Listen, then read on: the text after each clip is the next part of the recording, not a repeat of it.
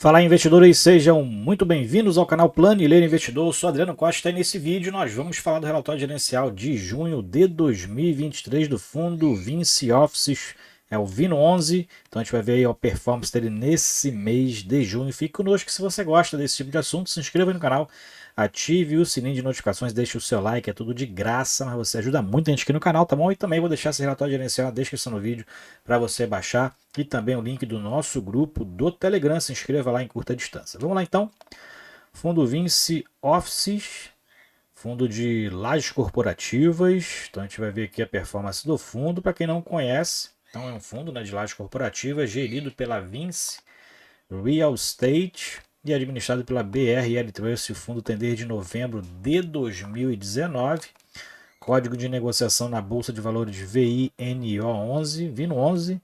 E aqui a atuação, né, o foco de segmento, segundo a Ambima, é lajes corporativas, como a gente destacou, é para investidores em geral. O valor de mercado do fundo é o que está sendo negociado atualmente, R$ 46,66, está aproximadamente esse preço ainda aí nesse mês de julho. E o valor patrimonial da cota, R$ 54,34. Então o fundo está um pouquinho abaixo do seu valor patrimonial. E a quantidade de cotas emitidas, mais de 16 milhões e 500 mil cotas emitidas, né? Nenhum fundo na base 10, nenhum fundo na base 100, e está ali no meio do caminho, né? É um fundo que tem um valor patrimonial que fora aí dessas bases que a gente utiliza normalmente, que normalmente é utilizado para o IPO, né?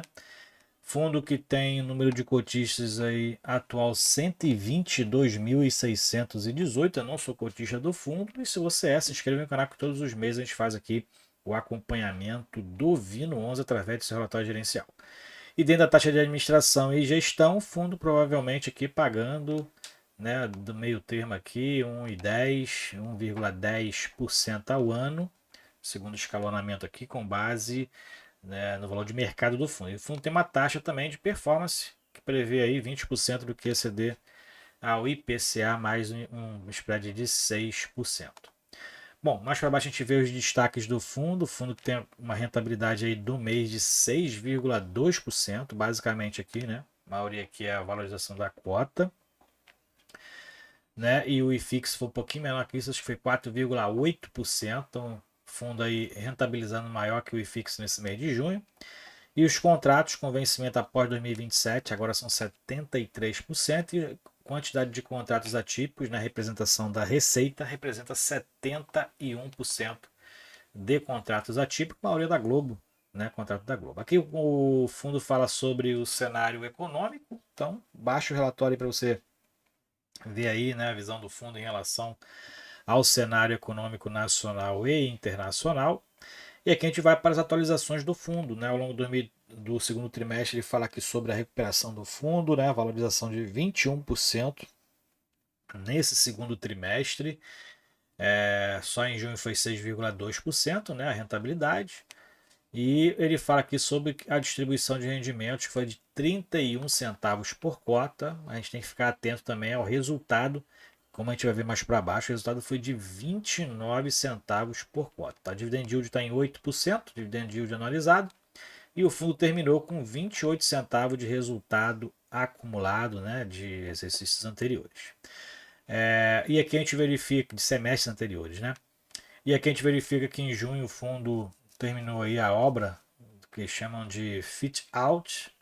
Então deu uma modernizada aí no Cardeal Corporate, Faculdade Bela Vista. Então tá aqui as fotos aqui, né? Criação de salas, espaços aí para os alunos. E também a contratação no final de junho da XP Investimento, corretora de câmbio, títulos e valores, como formador de mercado, né? Então a Vinci, né, em si contratou para todos os seus fundos a XP Investimento como formador de mercado. Mais para baixo a gente verifica que a performance do fundo através do seu relatório o resultado, né, do fundo da DRE gerencial. E a gente verifica aqui como o fundo desempenhou no mês de junho, foi de quase 9 milhões de reais o resultado dos imóveis, mais 3,2 milhões de resultado financeiro, né? O fundo tem um alto valor de despesa financeira dos ativos que o fundo comprou aí de forma financiada, né? E taxa de administração 731 mil, maioria taxa de gestão 633 mil reais, outras despesas 171 mil, o resultado do fundo foi de 4,8, praticamente um pouco menos, um pouco mais, né, do que metade dos seus resultados, tá? E o resultado total foi de 4,8, mas o fundo distribuiu 5,1 milhões, usou 2 centavos aí do seu resultado não distribuído, né? E o resultado, é isso que a gente tem que ficar atento, foi de 29 centavos. O fundo tem tido resultados menores do que a distribuição, tem distribuído ali o valor acumulado. Tanto é que a gente verifica que no semestre, ó, no semestre o fundo distribuiu então 31 centavos e o resultado foi de 30 centavos, foi maior. A distribuição foi maior do que o seu resultado semestral. O fundo utilizou então mais 2 centavos por cota, né, nesse resultado distribuído no mês de junho, tá? Então, se a gente pegar aqui o valor de mercado para o resultado do fundo, que seria aí o recorrente, aquilo normal a ser distribuído, o dividend yield no mês foi de 0,62%. Então, por um desses motivos que eu não tenho, inclusive, o Vino 11 na carteira, porque né, nas minhas metas ali de rendimento, uma das que eu analiso é acima de 0,7% ali de provento, tá? Como ele está aí abaixo, não está com resultado muito interessante, também não tem perspectiva de alta, a não ser que a despesa financeira caia, né? Então eu fico de fora por enquanto do Vino 11. Claro que não é nenhuma indicação, você tem as suas estratégias, né? De repente, suas estratégias pode ser um resultado interessante aí também, mas para mim, prefiro ter outros fundos aí e não se influencie pela minha decisão. Bom, histórico de distribuição, ele distribuiu no primeiro semestre, então, em todos os meses 31 centavos. Então a gente vê que tem uma linearização ali, proventos linearizados, né? A gente verifica que no semestre passado também foi regular aqui, né? Igual os proventos distribuídos, né? Isso é interessante, é um ponto positivo, não tem variação, mas o fundo consegue com uma consistência interessante nas suas distribuições. Mais para baixo a gente verifica que a estimativa do fundo fica entre 29 e 33 centavos, exatamente o ponto mais baixo é exatamente o resultado que ele está tendo atualmente, né? Então ele está distribuindo aí 31 centavos, mas o resultado mesmo do fundo, se ele não fosse utilizar, não tivesse inclusive resultados acumulados, se ele não tivesse consumindo caixa do fundo, ele deveria distribuir 29 centavos, que é o resultado atual. Claro que isso aqui varia de acordo com as atualizações, reajustes contratuais, isso acaba alterando um pouquinho para cima, né? Normalmente para cima, essas distribuições acabam alterando. Mas no momento, é 29 centavos esse resultado mais recorrente. Aqui a gente verifica a rentabilidade, como a gente já falou, o fundo teve uma rentabilidade de 6,2%. A gente verifica que na variação da cota de mercado foi de 5,5% e 0,7% de distribuição, somando 6,2%. E fixo foi de 4,7%. E o Ibovespa deu uma subida muito legal aí em junho, foi de 9%. Mais para baixo a gente verifica a questão aqui, aqui é o gráfico de rentabilidade bruta, né, do Vino, do IFIX e do CDI líquido. E mais para baixo as negociações do fundo, né, a liquidez no mercado, fundo aí com uma liquidez total em junho de 772 mil, quase 773 mil reais de volume médio diário de negociação, quantidade de cotistas de mais de 122 mil, e o giro de cotas no mês foi de 3%, tá? Na verdade, o volume diário, esse aqui é o valor de mercado, tá? Foi mal, esse aqui é o valor de mercado, 772 milhões de reais, então ele está pagando aquela taxa mais alta lá de cima, né? 1,20%, se eu não me engano, então o valor de mercado está muito mais abaixo por conta da alavancagem, tem mais de 1 bilhão em ativos, só que a alavancagem do fundo tem, os financiamentos, os passivos aí que ele tem, faz com que o valor patrimonial dele reduza, né? E aí o valor de mercado também, como está abaixo do valor patrimonial, também está mais baixo, então 773 milhões de reais. O volume médio diário de negociação é 826 mil reais, né? Então não é 772 mil, como eu tinha falado, que está em milhões, inclusive, né? É 826 mil reais. Bom, mais para baixo a gente verifica que o volume de negociação, né, que baixou em relação a maio, né? Baixou aí bem consideravelmente, né? E o volume de o número de investidores permanecendo ali na faixa dos 122 mil, então estabilizado ali dentro desse valor. Mais para baixo a gente vai verificar aqui a carteira do fundo. Então, como eu falei, o fundo tem mais de 1 bi em imóveis, né, em ativos. Então, essa soma aqui são os ativos do fundo, que somam mais de 1,4 bilhões de reais, né? E o fundo, com as obrigações que ele tem atuais, com as obrigações atuais, ultrapassam 500 milhões de reais de passivo, né, exigível aí, de médio e longo prazo, na verdade, né, passivo exigível e não exigível. E o patrimônio líquido dele do fundo, então, cai para 900 mil reais. O valor de mercado, como está abaixo, o valor da cota abaixo do valor de mercado, né? Está em torno de 46 reais. O valor patrimonial dele é de 54.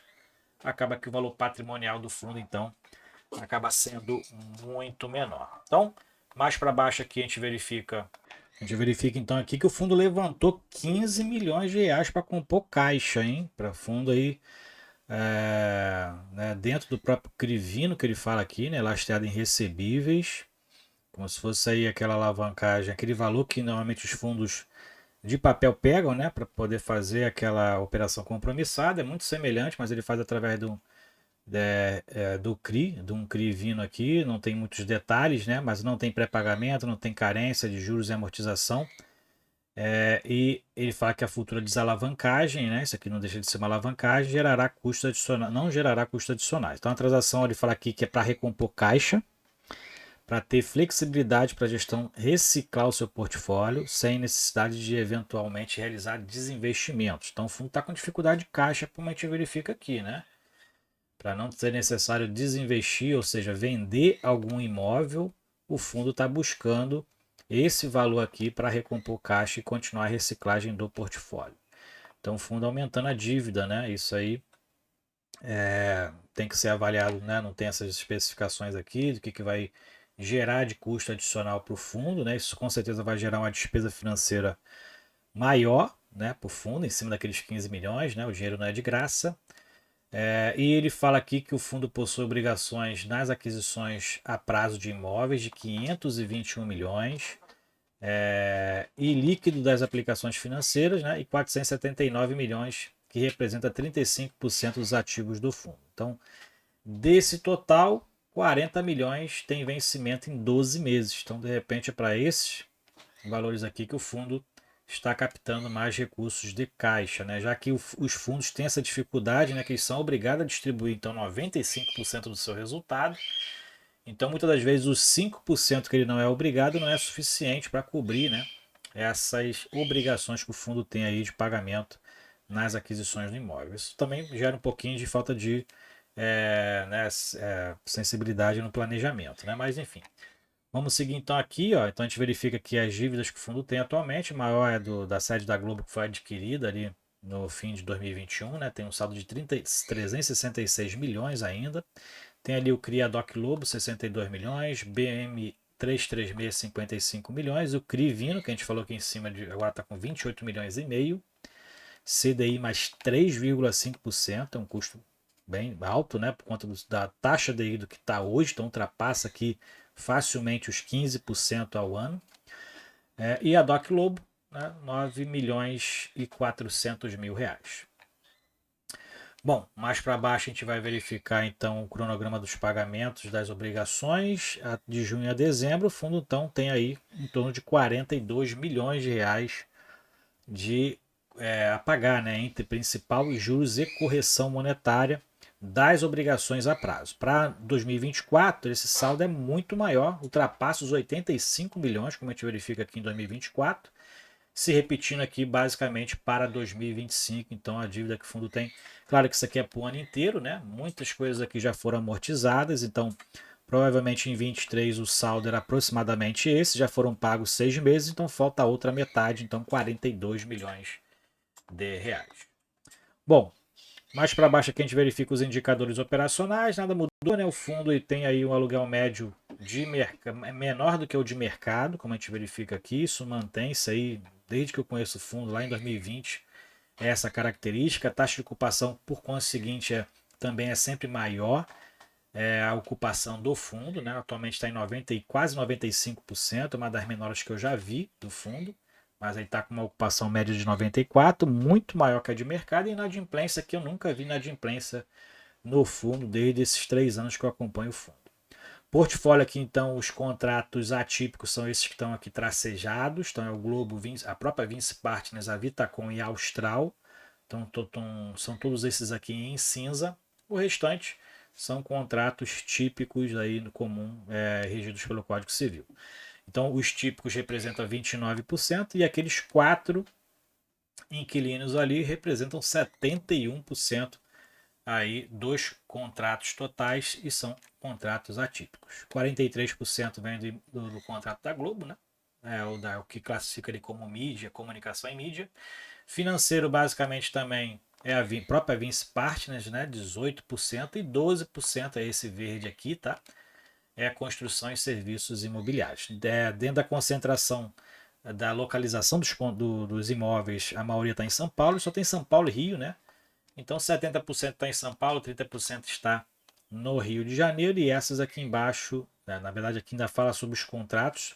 Prazo médio de vencimento acaba sendo um prazo alto por conta dos contratos atípicos, né? 74% vence só a partir de 2027 e o prazo médio mais de 8 anos é o prazo médio de vencimento dos contratos.